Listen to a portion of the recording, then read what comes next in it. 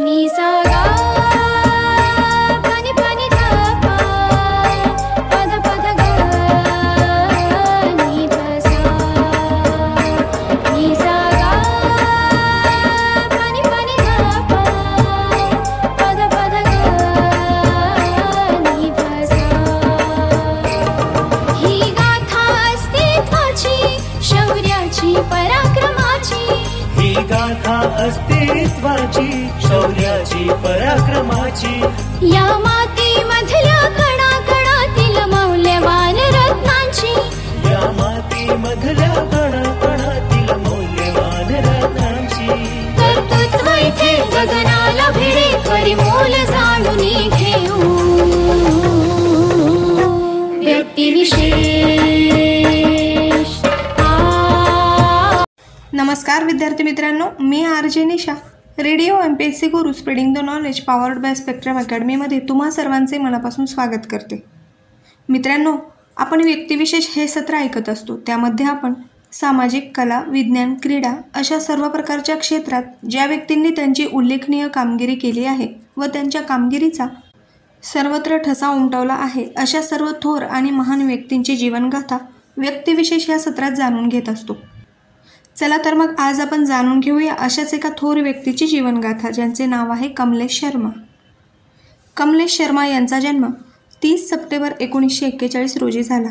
हे एक निवृत्त भारतीय राजदूत आहेत, ज्यांनी 2008 ते 2016 राष्ट्रकुल राष्ट्रांचे 5वे महासचिव म्हणून कार्य पाहिले. यापूर्वी ते 2004 ते 2008 युनायटेड किंगडम्समध्ये भारताचे उच्चायुक्त होते. या व्यतिरिक्त ते क्वीन युनिव्हर्सिटी बेलफास्टचे चान्सलर एमिरेट्स होते. यानंतर जाणून घेऊया कमलेश शर्मा यांचे शिक्षण आणि करिअर. कमलेश शर्मा हे नवी दिल्लीतील बारखंबा रोडवरील मॉडर्न स्कूल, दिल्लीतील सेंट स्टीफन्स कॉलेज आणि केम्ब्रिज येथील किंग्स कॉलेजचे माजी विद्यार्थी आहेत. 1965 ते 2002 भारतीय परराष्ट्र सेवेत अधिकारी होते. भारतीय परराष्ट्र सेवेतून निवृत्त होण्यापूर्वी त्यांनी ऑगस्ट 1997 ते मे 2002 संयुक्त राष्ट्रांमध्ये भारताचे स्थायी प्रतिनिधी म्हणून काम पाहिले. सन 2002 ते 2004 ते पूर्व तिमूरमध्ये संयुक्त राष्ट्रांच्या महासचिवांचे विशेष प्रतिनिधी होते. त्यानंतर 2004 ते 2008 त्यांनी युनायटेड किंगडम्समध्ये भारताचे उच्चायुक्त म्हणून कार्यकाज पाहिले. कमलेश शर्मा हे रॉयल कॉमनवेल्थ सोसायटीचे उपाध्यक्ष आहेत. 2009 ते 2015 ते क्वीन्स युनिव्हर्सिटी बेलफास्टचे कुलपती देखील होते. मित्रांनो, यानंतर जाणून घेऊया कमलेश शर्मा यांची राष्ट्रकुल महासचिव म्हणून कामगिरी. 22 ते 24 नोव्हेंबर 2007 रोजी युगांडातील कंपाला येथे झालेल्या द्वैवार्षिक राष्ट्रकुल शिखर परिषदेत शर्मा यांची माल्टाचे परराष्ट्रमंत्री मायकेल फ्रेंडो यांच्याऐवजी महासचिवपदी निवड झाली. त्यांनी 1 एप्रिल ते सन 2008 रोजी न्यूझीलंडचे सर डॉन मॅककिनन यांच्याकडून पदभार स्वीकारला. कमलेश शर्मा यांची 30 ऑक्टोबर 2011 रोजी 2011च्या CHOGM मध्ये पुन्हा निवड झाली. भारताने प्रस्तावित केले होते आणि पाकिस्तानने त्यांना पाठिंबा दिला होता, त्यामुळे ते बिनविरोध निवडून आले. त्यांचा दुसरा आणि शेवटचा 4 वर्षांचा कार्यकाळ सन 1 एप्रिल 2012 रोजी सुरू झाला आणि 31 मार्च 2016 रोजी संपला. कॅनडाचे राष्ट्रकुलमधील माजी विशेष दूत ह्यू सेगल यांनी शर्मा यांच्यावर सभ्य पण अप्रभावी सरचिटणीस म्हणून टीका केली आहे. ज्यांनी टिप्पणी केली आहे की शर्मा यांच्या कार्यकाळात संघटना श्रीलंकेच्या मानवाधिकारांवर, आफ्रिकेच्या काही भागांमध्ये क्रूर समलैंगिक विरोधी कायदे आणि न्यायिक स्वातंत्र्य आणि लोकशाहीच्या प्रचारात सतत कमकुवतपणा या बाबींवर कृती करण्यात चुकत आहेत. जेफ्री रॉबर्टसन क्युसी यांनी शर्मा यांच्या कार्यकाळाचे वर्णन पुढील शब्दात केले आहे. 2016 पूर्वी 8 वर्षे ते एका भारतीय राजदूताच्या नेतृत्वाखाली होते, ज्यांना जर ते पडले तर त्यांना मानवी हक्क माहीत नसता. शर्मा यांनी अशा टीकेला उत्तर देताना म्हटले, कॉमनवेल्थबद्दलच्या सर्वात महत्त्वाचा मुद्दा म्हणजे ते सदस्य राष्ट्रांशी मूल्यांच्या साच्याला पुढे नेण्यासाठी संवाद साधते. मी श्रीलंकेला 5 वेळा भेटी दिल्या, परंतु राजकीय दृढनिश्चय राखण्यासाठी रडारखाली काम करावे लागते, म्हणून तुम्ही त्याबद्दल सार्वजनिकपणे बोलत राहू शकत नाही.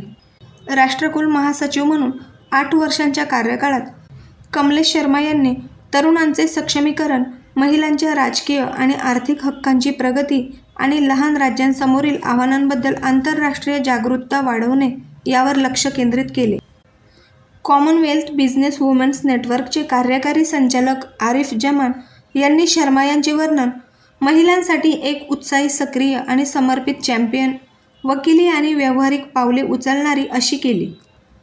कमलेश शर्मा यांच्या कार्यकाळाबद्दल UKचे परराष्ट्र आणि राष्ट्रकुल कार्यालयाचे राज्यमंत्री द रिटायर्ड माननीय ह्युगो स्वायर यांनी टिप्पणी केली की कमलेश शर्मा यांनी महत्त्वपूर्ण आव्हानांच्या काळात राष्ट्रकुलला मार्गदर्शन करण्यास मदत केली आणि त्यांच्या नेतृत्वाखाली झालेल्या महत्त्वाच्या घडामोडींवर, जसे की राष्ट्रकुल चार्टरची ओळख, त्यांना अभिमान वाटू शकतो अशी केली. सन 27 नोव्हेंबर 2015 रोजी माल्टा येथे झालेल्या राष्ट्रकुल प्रमुखांच्या बैठकीच्या उद्घाटन समारंभात माल्टाचे पंतप्रधान जोसेफ मस्कट यांनी सांगितले की शर्मा यांनी त्यांच्या कार्यकाळात नेतृत्व प्रदान करण्यात आणि नवीन उपक्रम सुरू करण्यात खूप चांगले कार्यकाज केले आहे. त्यांनी कमलेश शर्मा यांचे राष्ट्रकुलप्रती असलेल्या त्यांच्या अढळ वचनबद्धतेबद्दल आभार मानले आहे आणि त्यांची वारसा निसंशयपणे सकारात्मक असेल असे म्हटले आहे. बेलफास्ट येथील क्वीन्स युनिव्हर्सिटीचे कुलपती सन 9 जुलै 2009 रोजी सेनेटर जॉर्ज जे मिशेल यांच्या निवृत्तीनंतर शर्मा यांची क्वीन्स युनिव्हर्सिटी बेलफास्टरचे कुलपती म्हणून नियुक्ती करण्यात आली. क्वीन्सचे असे म्हणणे आहे की उत्तर आयर्लंड आणि भारत यांच्यातील संबंध दृढ करण्यासाठी ते जबाबदार होते, ज्यामुळे देशाने उत्तर आयर्लंडच्या व्यवसायांमध्ये गुंतवणूक केली. हे पद मोठ्या प्रमाणात सन्माननीय आहे. यावर कमलेश शर्मा यांचे असे म्हणणे आहे की त्यांना क्वीन्समध्ये ही नोकरी मिळाल्याबद्दल त्यांना त्याचा खूप अभिमान आहे. विद्यार्थी मित्रांनो, आज दिनांक 30 सप्टेंबर आहे आणि कमलेश शर्मा यांचा आज जन्मदिन आहे. त्यानिमित्ताने आपण कमलेश शर्मा यांच्याविषयीची सविस्तर माहिती नुकतीच जाणून घेतली आहे आणि ही माहिती तुम्हाला नक्कीच आवडली असेल अशी मला खात्री आहे. याबद्दल तुम्हाला जर काही अभिप्राय म्हणजेच फीडबॅक द्यायचे असतील तर त्यासाठी आमचा व्हॉट्सअप क्रमांक आहे 8698 86 98 80 म्हणजेच 8698869880. तसेच तुम्ही ऑडिओ किंवा मेसेज स्वरूपातही तुमचे फीडबॅक आम्हाला पाठवू शकता. आणि याचबरोबर तुम्ही Spotify music app, radio public, अँकर FM आणि गुगल पॉडकास्ट यावर आमचं व्यक्तिविशेष हे सत्र ऐकू शकता.